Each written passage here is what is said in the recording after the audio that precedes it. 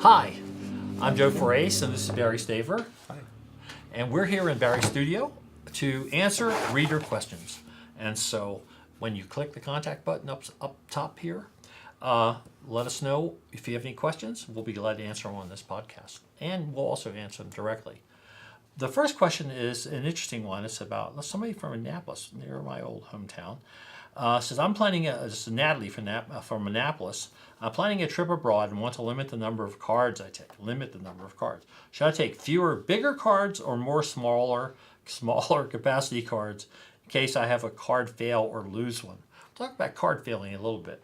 The lose one, I've done it. My friend Peter Burian, a wonderful Canadian nature photographer, his philosophy has always been to take lots of small capacity cards because he always felt that since these things do remind me of wheat thins, that they're easy to lose. And he thought if he lost some few photos, that would be better than losing a lot of photos. But you have a slightly different approach?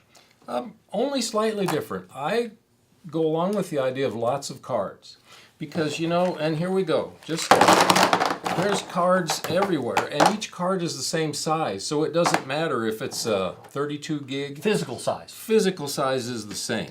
So they're going to pack in the same spot, Natalie. But I like the idea of taking a lot of them. And I like to shoot and swap them out basically for the reasons you mentioned. They can get lost. God forbid, they could be stolen. Or there could be a problem with the card. I noticed you put your names, you put words on here. Do you? Oh yeah, I write on all of them because they all look alike. I mean, I'll put my name or initials because these are so small, and the number of the card. To try to like keep track. 1, Number 2, 3, 4, 5, 6, 5, and keep track that way. And another important thing, when I shoot, and at the end of the day I shoot and I take the card out, I take this little tiny lock and I lock it. Because then if you put it back in the camera to shoot again, it says you can't use it. That is helps like the tip of the day. Well, I mean, okay. that is a great idea. I never did that my whole life, and it's such a wonderful idea. Well, it's a backup to keep you from being stupid. Yeah, or going in and formatting the card. Oh, those that would kind be of bad. Things. So again, that's why they're called SD cards. You know that, right? Because back in the old days, they had the same card, and it was called MMC, which was the multimedia card, and they didn't have this lock. SD stands for Secure Digital, and the reason why it's secure is because of that little slider that locks it in place. Did you not know that? No, I did not know. That's the trivia of the day. Well, his tip is better, but my trivia is what it is. And I want to hear your story in a minute, but okay. Again, Natalie, there's a million different types of holders to put those cards in. This one I'll certainly use when I've been fortunate to go on some sailing trips because it's waterproof. It's waterproof and watertight. What kind is that? I don't know. It might be a Pelican. It might be rugged. So here's a think tank. It'll hold a lot of them. And another tip. When I've got them formatted, ready to go, I'm going to put them right side up in here. Yes. When I've shot the card and it's done, I'm either going to put it in a completely separate holder or I'm at least going to turn it upside down so that if I'm quickly trying to grab a new card, I don't grab the wrong one. So those safety backups, again, will help you. These are some great ideas. Yeah.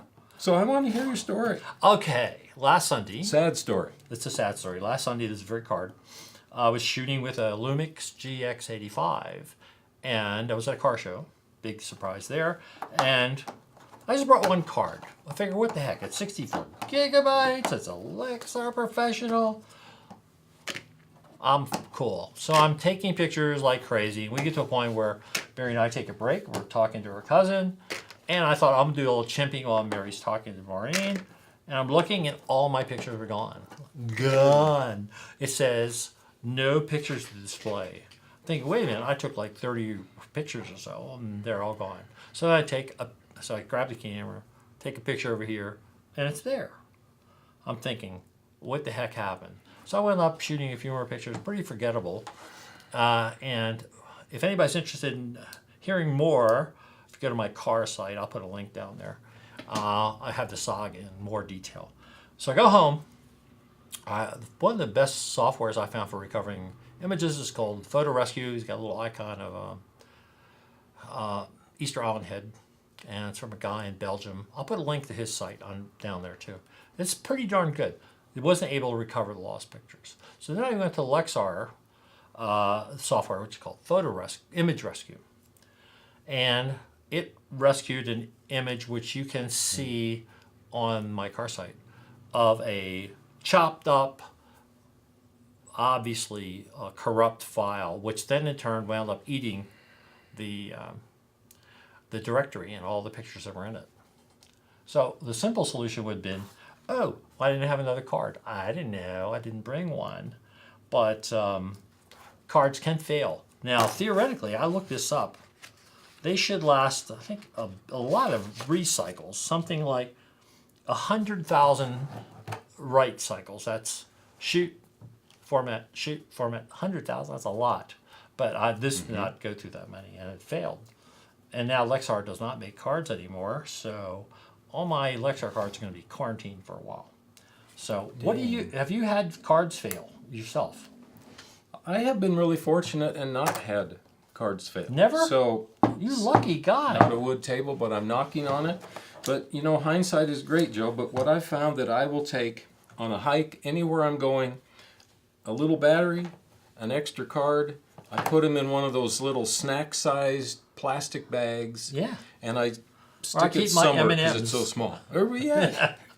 Crowd out the M&Ms, and then if that happens, you can switch it out. So Wow. that should take care of that question. You are the man of tips today. Well, hey, good. These are good tips. I'm glad to hear that.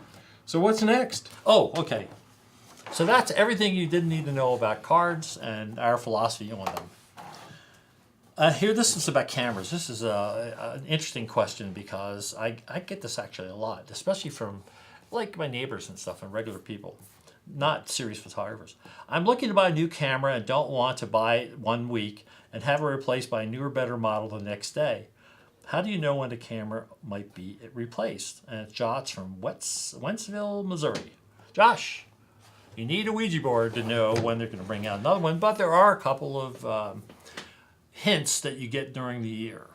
There are several big shows a year. There's the Photo Plus Expo, which is coming up at the end of, is it the end of September? Yeah, It's coming up real it's soon. coming up real soon.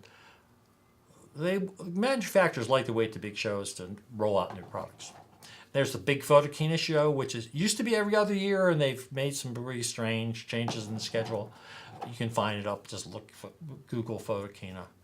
And there's also the big PMA show in the spring, like January. It's part of the Consumer Electronics Show. Mm-hmm. And that's when they're going to launch the new cameras, or maybe not.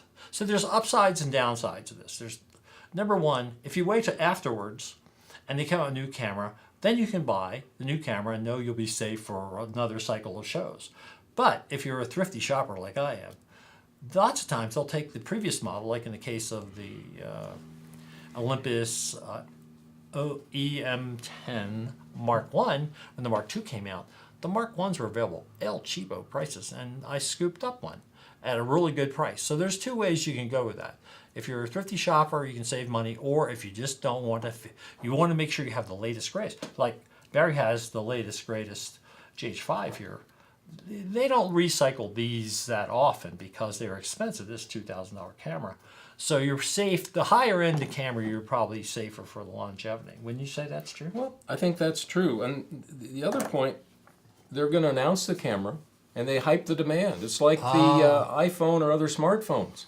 I mean, that thing's announced, and it's months and months till there's enough supply, and it's the same with these cameras.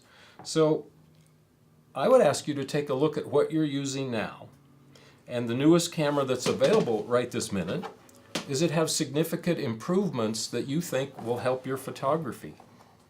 And when you get that newer camera, you've got so much more than you had before. It doesn't matter if a new one comes out in 3 or 4 months. I mean, there's so many ways to look at it. And like Joe said, it's a crapshoot. There's all these rumor sites, the same with iPhones, and I'll take a look at them and then I'll pretty much disregard all of it because you never know for sure. Yeah. Now, one thing that Mark Toll, our co-founder here at the blog, has told me that lots of times the changes between, you can say this mainly about Panasonic or Olympus. The changes are very tiny, incremental between new models. But what is noticeable is improvements in low light photography and high ISO. That if you look at an EM1, Mark 1, Mark 2, Mark 3, that the biggest difference, because they all have a very similar size sensor, the only difference, major difference, is going to be in that how well they handle low light with less noise. True. Or if you don't shoot low light photography, then what do you care? Doesn't matter. So yeah, and here we are. We had more questions and we're out of time. We're gonna have to do more of these podcasts. Yes. Wow, time flies when you're having a good time. It does. So send us your questions. Click the contact button up there and drop a note and say you want to know about SD cards or new cameras and old cameras and get our thoughts on them. Remember, these are our thoughts. We're just opinions. Yeah. Yeah. Everybody has an opinion. These are ours. Thanks for watching. We'll see you next time. Take care.